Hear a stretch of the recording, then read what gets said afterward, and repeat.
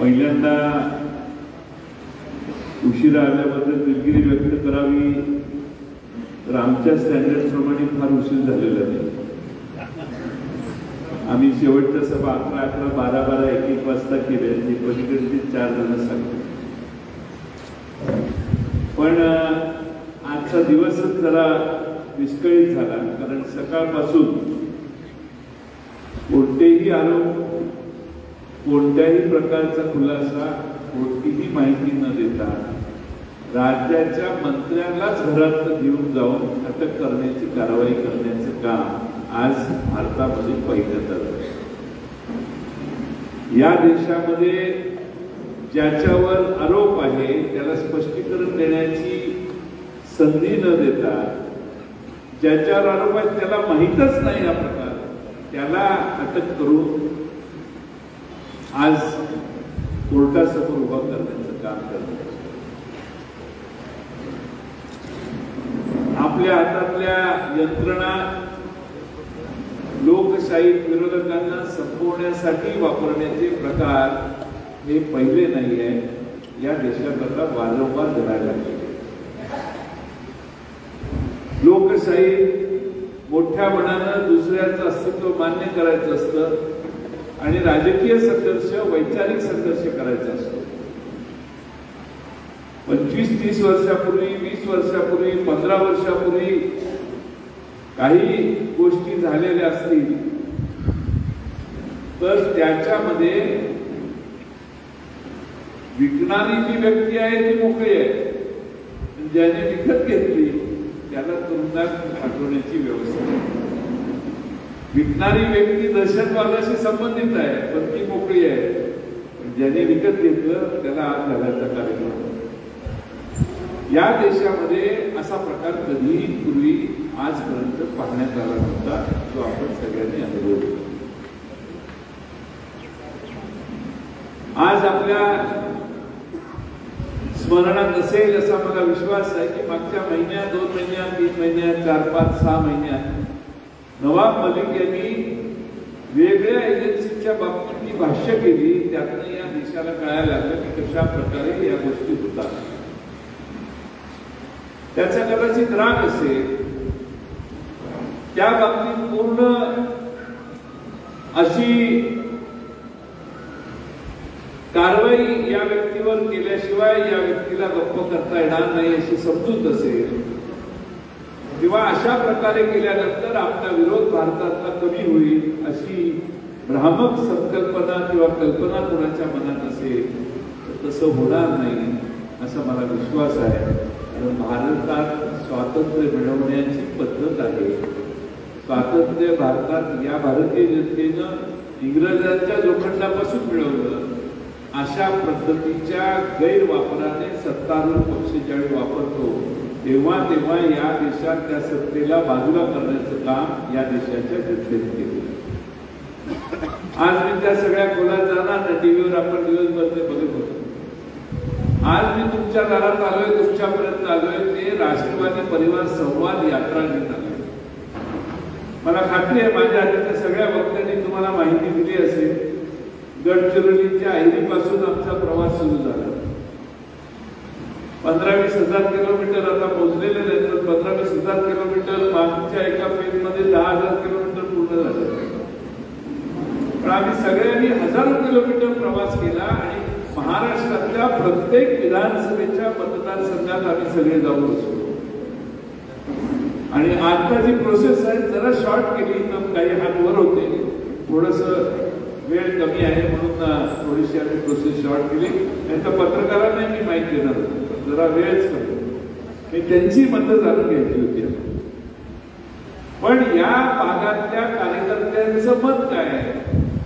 आम्ही सत्तेत आलो, सत्तेत यायच्या आधी परिस्थिती वेगळी होती, सत्तेत आलो आणि म्हणून या सगळ्या कार्यक्रमाचं नाव आहे राष्ट्रवादी परिवार संवाद.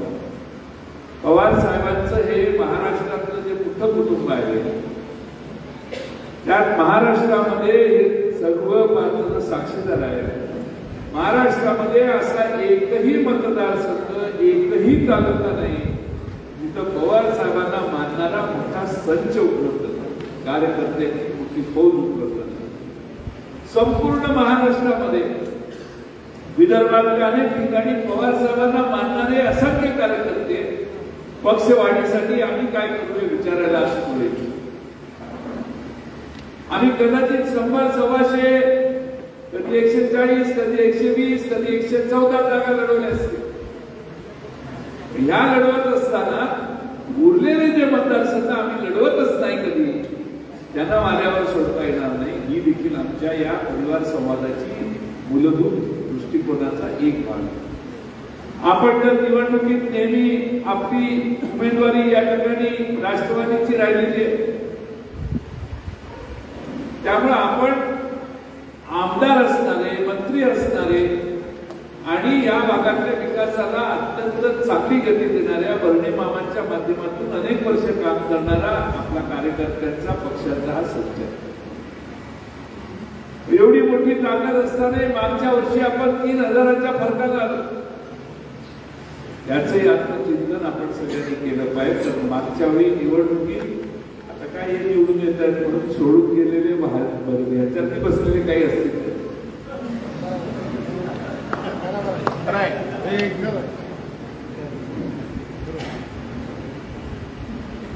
माणूस थांबायला तयार नव्हता. जो दिसेल तो कुठल्या बाजूला जायचा याचा विचार करतो. 2019ला बर्णे मामांनी साहेबांना जाऊन सांगितलं, साहेब तुम्हाला अडचण होत असेल तर मी थांबायला तयार आहे. माझा आग्रह नाही, तुम्ही जो निर्णय घ्याल तो मला मान्य. आपल्या नेतृत्वाला अडचणीत टाकायचं नाही, ही बर्णे मामांची भूमिका तेव्हाही आम्ही सगळ्यांनी केली. आज सुदैवाने बर्णे मामा सत्तेत आहेत, मंत्रिमंडळात आहेत. माझी आपल्या सर्वांना विनंती आहे की 2019 साली ओढणी लागलेली होती तरी पवार साहेबांचा महाराष्ट्रातला झंझावात निर्माण झाला आणि महाराष्ट्राचं चित्र होतं. नुसत्या राष्ट्रवादीलाच नाही तर काँग्रेसच्या उमेदवारांना देखील महाराष्ट्रामध्ये आघाडीचा प्रकार पवार साहेबांनी सामर्थ्यानं केला. त्याचा परिणाम म्हणून काँग्रेस आणि राष्ट्रवादी काँग्रेसच्या आमदारांची संख्या वाढली. आता वाढली म्हणजे आम्ही सगळे मिळून 100च्या जवळपास गेलो. महाराष्ट्रामध्ये भारतीय जनता पक्षाने शिवसेनेला चांगली वागणूक केली नव्हती. तो अनुभव लक्षात घेऊन शिवसेनेने भारतीय जनता पक्षापासून फारकत घेतली आणि आपल्या दोन्ही पक्षांची आघाडी करण्याचा त्याने निर्णय घेतला. महाविकास आघाडी आमची 2-2.5 वर्ष चालली आहे. रविकांत वरपेने भाषण केलंय ना, त्याने अनेक उदाहरणं महाआघाडीचं आतापर्यंतचं काम महाविकास आघाडीचं त्यांनी सांगितलं असेल की त्याचा पुनरावृत्ती करून तुमचा वेळ देणार. पण महाराष्ट्रामध्ये शेतकऱ्यांना दिलासा देण्याचं काम सक्षमपणाने आपण करत असताना कोविड आलं. इथं कुणीतरी सांगितलं की लोक आम्हाला सारखी विचारतायत कवायती करतात की 50,000चं आश्वासनाचं काय झालं. महाराष्ट्रामध्ये तिजोरीमध्ये 26,000, 27,000, 25,000 रुपये, 1,000 कोटी रुपये दर महिन्याला यायला पाहिजे होते. कोविडमध्ये 3,000 आणि 2,000 आणि 4,000 कोटी. नुसत्या महाराष्ट्राची नाही, या देशातल्या अनेक राज्यांची ती अवस्था झाली. तरी देखील महाराष्ट्र सरकारने सत्तेत आल्यावर जे शेतकऱ्यांना वचन दिलं त्या 2 लाखापर्यंतचं आश्वासन पूर्ण करताना बाहेरून पैसे काढले आणि आपण शेतकऱ्यांचं 2 लाखाचं पहिलं आश्वासन पूर्ण.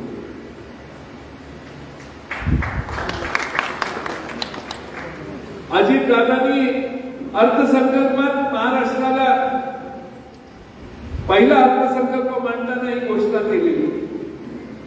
मधल्या कोविडच्या काळात आमची परिस्थिती बिकट झाली. आता परिस्थिती कोविड जवळपास गेलेला असल्यामुळं बरीचशी दुरुस्त झाली आहे. त्यामुळं परिस्थिती दुरुस्त झाल्यावर अजितदादांच्या अर्थसंकल्पातल्या प्रत्येक आश्वासनाची महाराष्ट्र सरकार पूर्तता करेल, तुम्ही काही चिंता करा. तुमची जो थट्टा करतो त्याला विचारा तुझं कोविडच्या काळात कसं चाललं होतं. प्रत्येकाची परिस्थिती, प्रत्येकाचे संसार ते संकटात आले होते.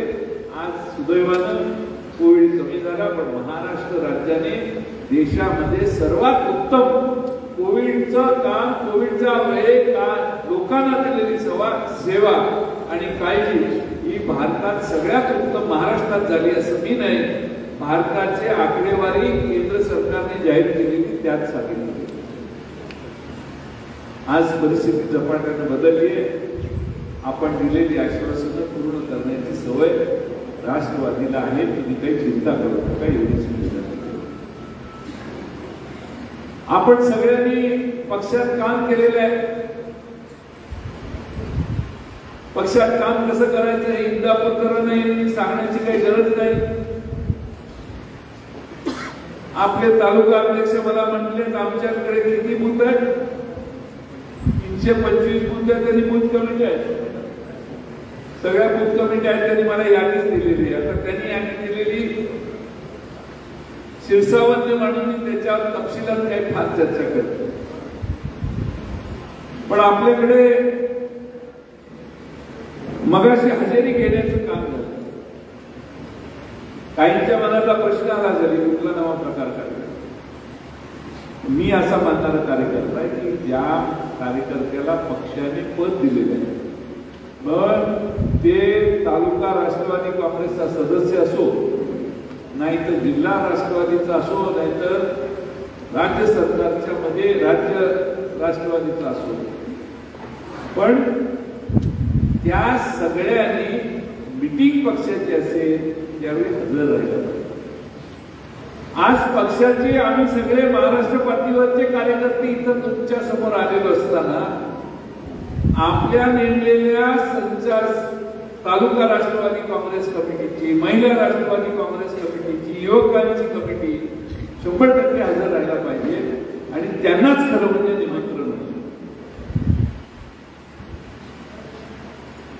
निमंत्रण कुणाला होतं? जे पदाधिकारी आहेत त्यांना होतं. कारण कोविड काळात संख्येची मर्यादा असल्यामुळे आम्ही जास्त कुणाला निमंत्रण दिलं. त्यामुळं माझी सहज तुम्हाला एकच प्रश्न मला विचारायचा आहे की पक्षाचे पदाधिकारी म्हणून जे काम करतायत, तालुक्यावर असतील, जिल्ह्यावर असतील, ते सगळे सोडून आपली बैठक आहे, मामांनी बोलवलंय, पालखीची मिटिंग आहे म्हणून आलेले किती जणांचे एवढ्यानेच हात वर. पक्षाने तुम्हाला काय दिलेलं नाही, पद नाही, काय नाही.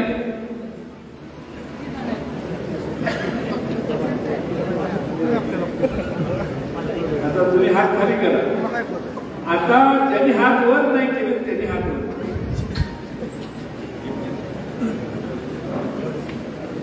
आता मगाशी मी यादी दिलेली आहे, त्यात 150 लोकांची नाव आहे आणि हात साधारणपणे 70-75 वर. खाली खाली करायचा टाईम आहे.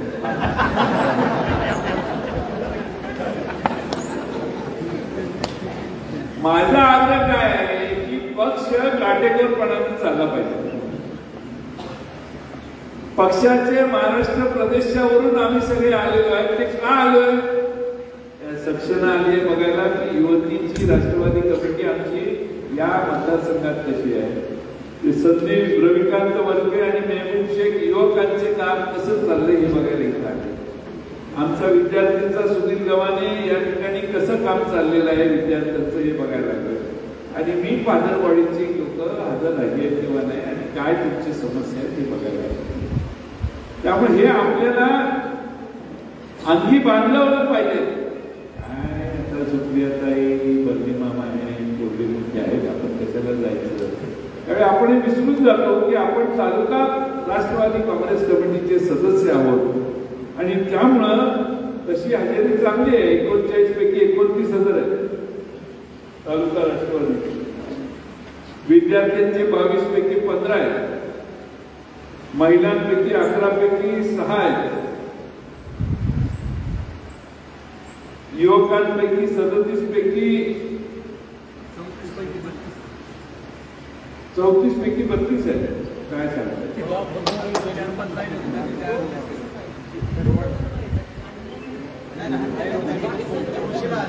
बघा भाऊ आत्मन करतात मोजा 32 आहे. गेली याला अपयश नाही म्हणतात. आम्ही काय 1 लाख म्हणून बसलो काय 32 मोजून दाखवा. 2, 3, 4, 5, 6, 7, 8, 9, 10, 11, 12, 13, 14 तुम्ही संकल्प पडले तुम्हाला 16, 17, 18, 19 आहे. 20, 21, 22 एखादं चुकलं असेल 23 अजून 2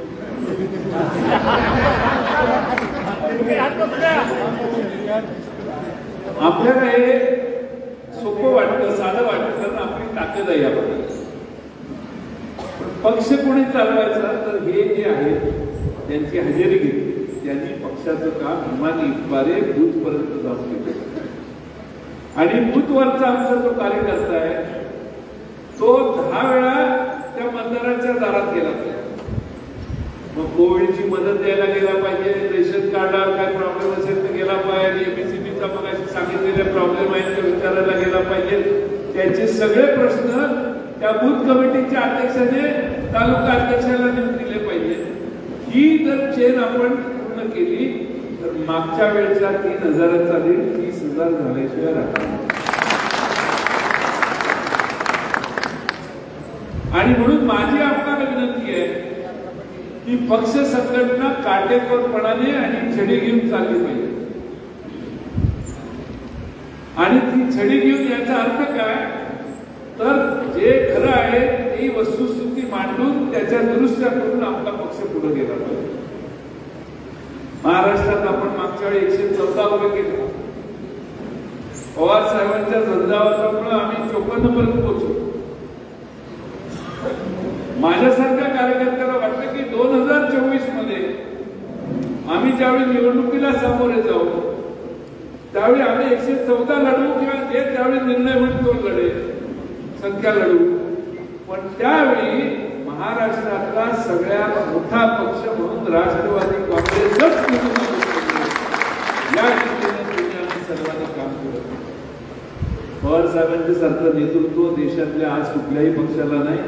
एवढं अनुभवी नेतृत्व देशातल्या कोणत्याही प्रश्नाला उत्तर शोधणारं नेतृत्व माझ्या पक्षाकडे आहे.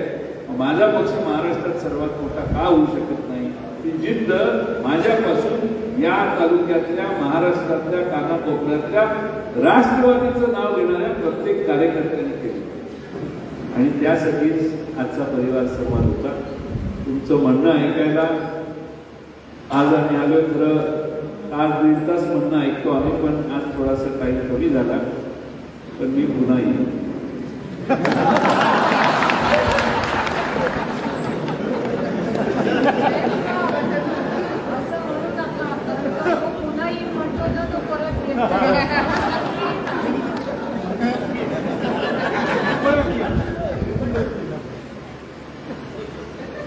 माणसात फरक असतो.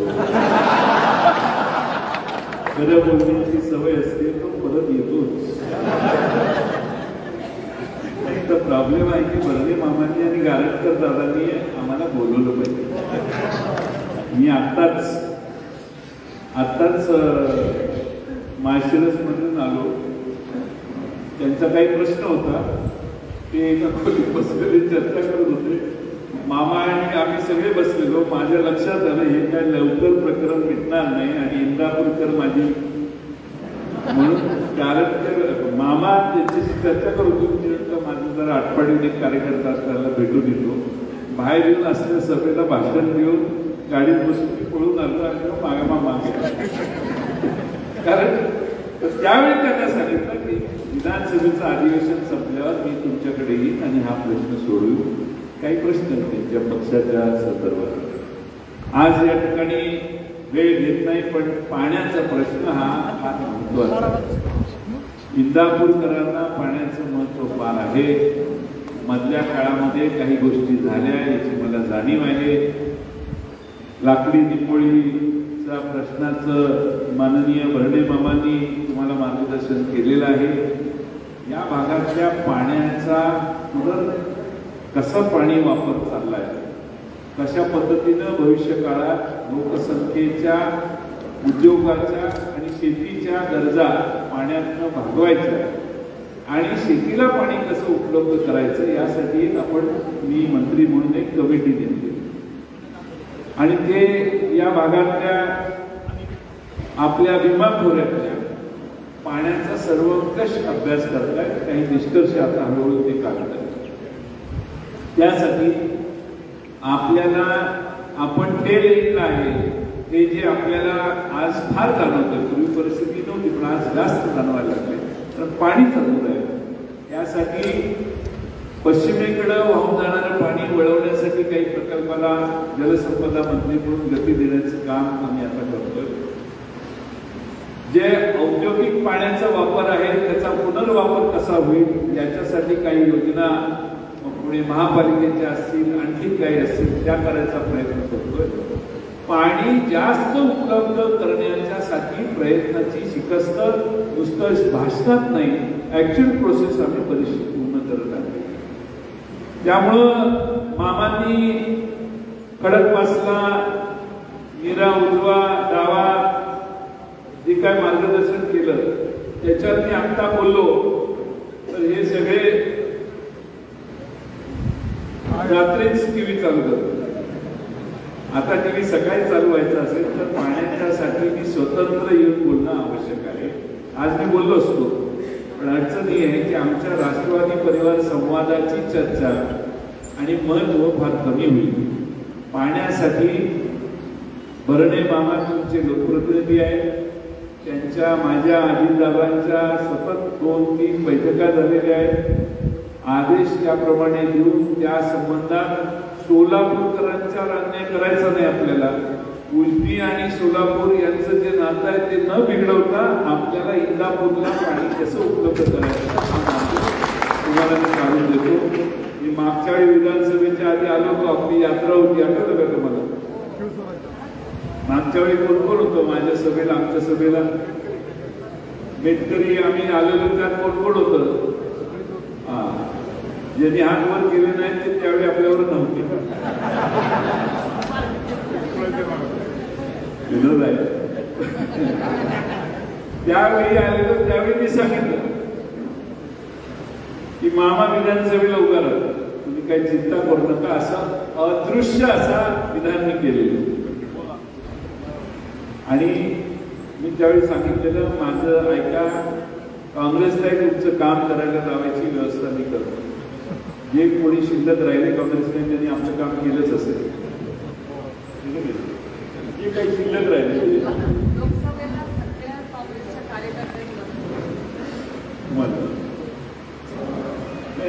लोकसभेला एक्स्ट्रा ऑर्डिनरी परफॉर्मन्स सतत संसद रत्न प्राप्त व्हायला लागल्यामुळे त्याची आम्हाला काही चिंता नाही. आम्ही आपल्या विधानसभेची आमची लेवल जरा कमी येत आहे. लोकसभेमध्ये तुमच्या सगळ्यांचं भाग्य असं आहे की अनेक लोक खासदार जातात. 543 खासदार आहेत ना भारतात. 543 खासदारांमध्ये मुठभरच लोक तोंड उघडतात. शरद पवार साहेबांची कन्या म्हटल्यावर यांना काही तोंड न उघडता निवांत लोकसभेत न जाता दिवस काढता आले. पण तुम्हा सगळ्यांना अभिमान वाटला पाहिजे की तुमची ही लेख, तुम्हा सगळ्यांची लेख महाराष्ट्राच्या देशाच्या प्रश्नांची मागणी करते. लोकसभेत गैरहजर सकाळी वेळेवर लोकसभेत कुठल्याही कुणाचाही फोन येऊ काही काम असतो लोकसभेत टाईमवर जाणार आणि कर्तव्य लोकसभेचा खासदार म्हणून त्यांनी इतक्या प्रभावीपणानं महाराष्ट्राची भारताच्या वेगवेगळ्या प्रश्नांची बाजू मांडली. आपण बघितले असतात, आता तुम्हाला इथे येतच असेल. आणि म्हणून तुम्ही भाग्यवान आहात की लोकसभेचा खासदार ज्या पद्धतीनं काम करणारा असला पाहिजे त्या दर्जाचा त्या उंचीचा खासदार म्हणून आज सुप्रियाताई सुळे भारतातल्या एक प्रभावी खासदार म्हणून त्यांचं नावलौकिक आणि त्यांचं स्थान त्यांनी निर्माण केलं. त्यामुळे खासदारकीची आम्हाला चिंता काही नाही. माझा उद्देश ते बोलण्याचा तो होतो. पण हे मामांचं जे काम आहे ते पाण्यात आहे आणि पाण्यात मी मंत्री म्हणून त्यांची पूर्ण सेवा केली पाहिजे. आणि पुढच्या वेळी हे जे अंतर आहे 3,000चं ते 30,000 करायला तुमची काय मनाची सेवा करतो. आपलं सरकार आहे. तुम्ही मनात तुम्ही म्हणजे बर्णे मामा मनातली सेवा करतो. पण या मतदारसंघातल्या जनतेचं अधिक मन जिंकून घेण्याचा प्रयत्न मन जिंकून घेण्याचा प्रयत्न आपण करू. संकट येतात आणि जातात. ठीक आहे, आता चालू आहे संकट. त्याला काही न भिता आपला पक्ष अधिक सामर्थ्याने पुढे नेत असताना तुम्हा सर्वांचे आशीर्वाद आदरणीय पवार साहेबांच्या विचाराला आदरणीय पवार साहेबांच्या मार्गदर्शनाला मिळत जसे आलेले आहेत तसेच इथून पुढे मिळतील. आणि महाराष्ट्रात सर्वात मोठा पक्ष ताकदीचा पक्ष म्हणून महाराष्ट्रात आपण सगळे हा पक्ष बांधूया आणि त्यासाठी तुम्हा सर्वांचं सहकार्य असावं. प्रदीप दादा गारटकरांना सांगितल्यावर ही सभा दौरा सगळा आयोजित केला. पण उद्या आणि परवा तर हा दौरा आम्ही स्थगित ठेवलेला आहे. त्यामुळे पुणे जिल्ह्यातल्या पुणे शहरातल्या लोकांना जरा 2 दिवस गॅप देऊन आम्ही परत भेटायला येणार आहे. सगळ्या विधानसभा मतदारसंघात बारामती सोडून आणि आंबेगाव सोडून 2 मतदारसंघ आम्ही बाजूला काढलेले आहेत. बाकीच्या सगळ्या मतदारसंघात आम्ही भेट द्यायचं ठरवलेलं आहे. आणि महाराष्ट्रात हा अतिशय उत्तम असा पक्ष व्हावा याचा प्रयत्न करायचा आहे. तुम्ही सगळे इतका उशिरा थांबला यातच पवार साहेबांच्या या